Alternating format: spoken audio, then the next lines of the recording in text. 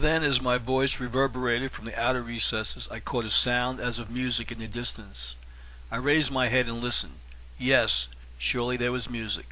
The melody became clearly distinct, and soon my senses were aware that both vocal and instrumental music were combined. The airs which came floating were sweet, simple, and beautiful. The voices and accompanying strains approached, but I could distinguish no words.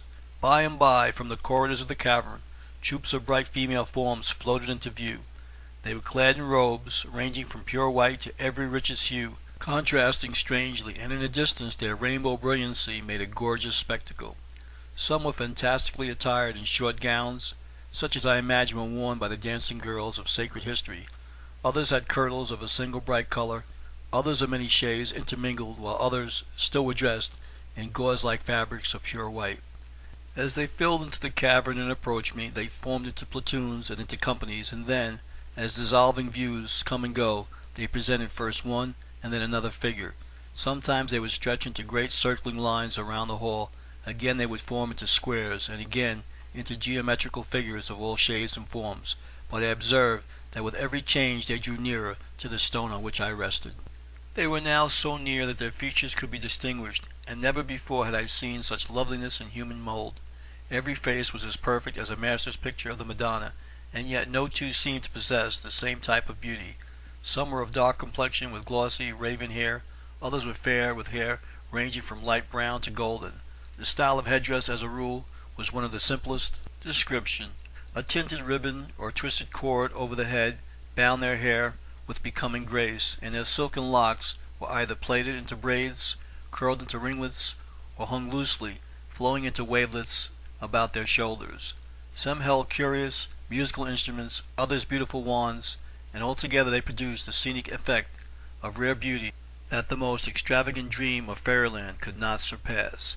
Thus it was that I became again the center of a throng, not of repulsive monsters, but of marvelously loving beings. They were as different from those preceding as darkness is from daylight. Could any man, from the data of my past experiences, have predicted such a scene? Never before had the semblance of a woman appeared.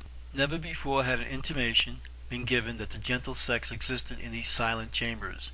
Now, from the grotesque figures and horrible cries of the former occupants of this same cavern, the scene had changed to a conception of the beautiful and artistic, such as poetic spirit might evolve in an extravagant dream of higher fairyland. I glanced above. The great hall was clothed in brilliant colors. The bare rocks had disappeared. The dome of that vast arch, reaching to an immeasurable height, was decorated in all the colors of the rainbow. Flags and streamers fluttered in breezes that also moved the garments of the angelic throng about me, but which I could not sense. Profiles of enchanting faces pervading the glimmering space beyond. I alone was but an onlooker, not a participant of the joys about me. The movements of the seraph-like figures continued. Innumerable forms and figures followed forms and figures innumerable, and music indescribable blended with the poetry of motion. I was rapt.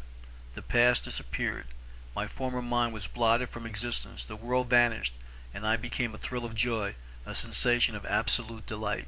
The band of spirits or fairy forms reached the rock at my feet, but I did not know how long a time they consumed in doing this. It may have been a second, and it may have been an eternity. Neither did I care. A single moment of existence, such as I experienced, seemed worth an age of any other pleasure.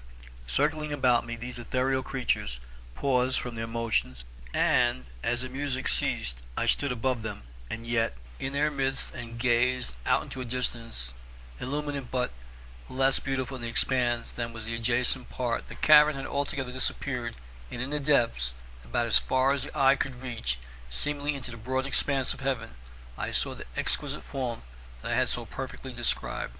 Then a single band from the throng lightly sprung upon a stony terrace where I stood, and sung and danced before me. Every motion was perfect, as imagination could depict. Every sound was concentrated, extractive melody. The band retired and was replaced by another, which in turn gave way to another, and still another, until, as in this space we had no standard time, vanished, and numbers ceased to be numbers. No two of the band of dancers were clothed alike, no two songs were similar, though all were inexpressibly enchanting. The first group seemed perfect, and yet the second was better, and each succeeding band sung sweeter songs, were more beautiful and richer in dress than those preceding. I became enveloped in the aesthetic atmosphere. My spirit seemed to loosen from the body. It was apparently upon this point, escaping from its mortal frame. Suddenly the music ceased. The figures about me became passive, and every form standing upright and graceful gazed upon my face. As I looked at the radiant creatures, each successive face in turn seemed to grow more beautiful, each form more exquisite than those about. Then, in the distance, I observed the phalanx divide, forming into two divisions, separated by a broad aisle, stretching from my feet to the limit of space without, and down this aisle observed a single figure advancing toward me. As she approached, the phalanx closed in behind her, and when at last she reached the stone on which I stood, she stepped or was wafted to my side, and the phalanx behind her moved together and was complete again. My name is Etidorpha. In me you behold the spirit that elevates man and subdues the most violent of passions. In history so far back in dim ages as to be known now as legendary mythology have I ruled and blessed the world. Unclasped the power over man and beast, and while heavens dissolve, the charms of paradise will perish. I have no master. The universe bows to my authority. Stars and suns enamored pulsate and throb in space, and kiss each other in waves of light. Atoms cold embrace and cling together. Structures inanimate affiliate with and attract inanimate structures. Bodies dead to other noble passions are not dead to love. The savage beast, under my enchantment, creeps to her lair and gently purrs over her offspring. Even man becomes less violent, and sheathes his weapon and smothers his hatred as I soothe his passions beside the loved ones in the privacy of his home. I have been known under many titles and have comforted many peoples. Strike my name from time's record, and the lovely daughters of Zeus and Dion would disappear, and with them would vanish the grace and beauty of woman. The sweet conception of the fourth child of the Cypress Sea would be lost. Venus, the goddess of love, would have no place in song, and love herself. The holiest conception of the poet, man's superlative conception of heaven's most precious charms, would be buried with the myrtle and the rose. My name is Etidorpha. Interpret it rightly, and you have what has been to humanity the essence of love, the mother of all that ennobles. He who loves a wife worships me. She, who in turn makes a happy home, is typical of me. I am Etidorpha, the beginning and the end of earth. Behold in me the antitheses of envy, the opposite of malice, the enemy of sorrow, the mistress of life, the queen of immortal bliss. Do you know, she continued, and her voice, soft and sweet, carried with it a pleasurable sense of truthfulness indescribable, do you know that man's idea of heaven places me, Etidorpha, on the highest throne? With the charm of maiden pure, I combine the devotion of wife and the holiness of mother. Take from the life of man the treasures I embody, and he will be homeless, childless, loveless. The thought of heaven will in such a case be as the dismal conception of a dreaded platitude. A life in such a heaven devoid of love, and this, the Scriptures teach, is one of endless torment. Love, by whatever name the conception is designated, rules the world. Divius, the cold man of science, of the bond that binds him to this life-thought, and his work is ended. Strike from the master of music the chord that links his soul to the voice he breathes, and his songs will be hushed. Deaden the sense of love when the artist bears his art, and as the spirit that underlies his thought senses vanishes, his touch becomes chilled, and his brush inexpressible. The soldier thinks of his home and country, and without a murmur sheds his life blood. And yet they are debasing phases of love, for as love of country builds a nation, so love of pillage may destroy it. Love of the holy and the beautiful stand in human life opposed to love of the debasing and vicious. And I, Etidorpha, am typical of the highest love of man. As the same force binds the molecules of the rose and the violet as well as those of noxious drugs, so the same soul conception may serve the love of good or the love of evil. Love may guide a tyrant or actuate a saint, may make man torture his fellow or strive to ease his pain.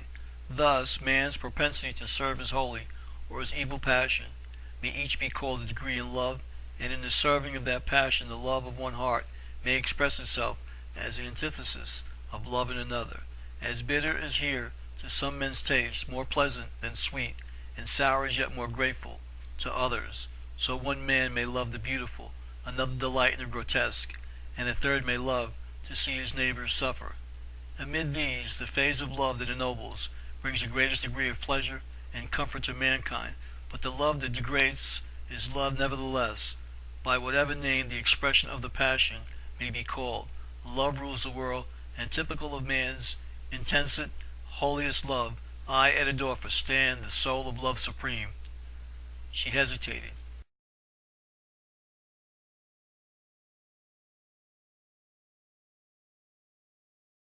Then, as my voice reverberated from the outer recesses, I caught a sound as of music in the distance. I raised my head and listened. Yes, surely there was music. The melody became clearly distinct, and soon my senses were aware that both vocal and instrumental music were combined. Some were fantastically attired in short gowns, such as I imagine were worn by the dancing girls of sacred history. Others had kirtles of a single bright color, others of many shades intermingled, while others still were dressed in gauze-like fabrics of pure white. As they filled into the cavern and approached me, they formed into platoons and into companies, and then, as dissolving view in such loveliness and human mold, every face was as perfect as a master's picture of the Madonna, and yet no two seemed to possess the same type of beauty. Some were of dark complexion with glossy raven hair, others were fair with hair ranging from light brown to golden.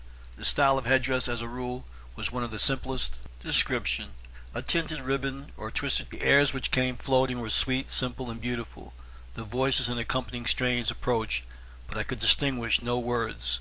By and by, from the corridors of the cavern, troops of bright female forms floated into view.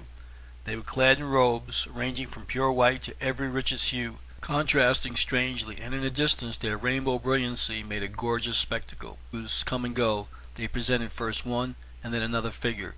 Sometimes they would stretch into great circling lines around the hall, again they would form into squares, and again into geometrical figures of all shades and forms, but I observed that with every change they drew nearer to the stone on which I rested. They were now so near that their features could be distinguished, and never before had I seen